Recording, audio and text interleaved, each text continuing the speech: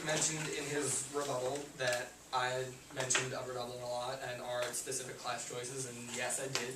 But I know a lot of people. I play for a team in Philly with a lot of inner city kids, and it's not just a basketball team. Every Monday and Wednesday, we go to an office building all together, and we all do our homework, and we mentor each other together. And through that, I found out what classes they take. And my friends in North Philly do take intro to marketing and business classes. So it's not just Upper Dublin. I also know a girl who lives in Missouri. We will call her April, not her real name. But she goes to a tech school in Missouri, and Eastern is a tech school, so it's still an institution to prepare you for the future. Alex said Eastern is a place that we have a relationship with that's not part of the school day for Upper Dublin, which is correct, but it's still a school that prepares you for your future, for the real world. So I do not have a limited viewpoint. I know at least half the country at this point. Alec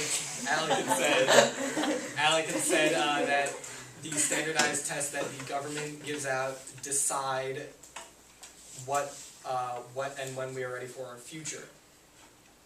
Sounds a little communist to me. Government doesn't.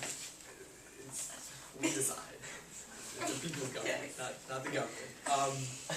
To prepare is to be ready beforehand and to be in the proper state of mind, not to be able to go out and immediately make millions of dollars. It's just to be ready for what's actually going to happen in the real world. He mentioned someone may go to Eastern for cosmetology and decide, oh, I want to be a surgeon. Okay. Be a surgeon, go to school for that. But cosmetology, if you have the interest in cosmetology, you made your own decision to prepare yourself to go and take a cosmetology class in a school to prepare yourself for the real world. If in that cosmetology class you say, I want to be a surgeon, okay, go figure out how to be a surgeon, go to the class, go to school. You're still finding different ways to prepare yourself. You can't just say, I'm going to go do this. You got to prepare in school for the real world. The teachers are still here, and guidance counselors, for all of us. They're here to help us and prepare us for the real world. Like with what I had said before. Guidance counselors are here to help you decide what classes to take, to help you just to narrow your interest down, to help you even broaden your interest if you're too focused on something. It all is for, guidance counselors aren't there just so it's just not another person. They're there to help you decide what you want to do with your future, how to prepare for your future, preparing you for your future. All of these things are why teachers and guidance counselors are here.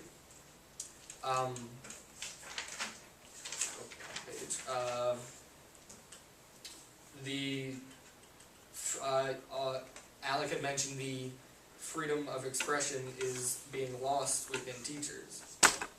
Look around you. Look at everything Mr. Redigan, look at that painting, look at everything he has around you.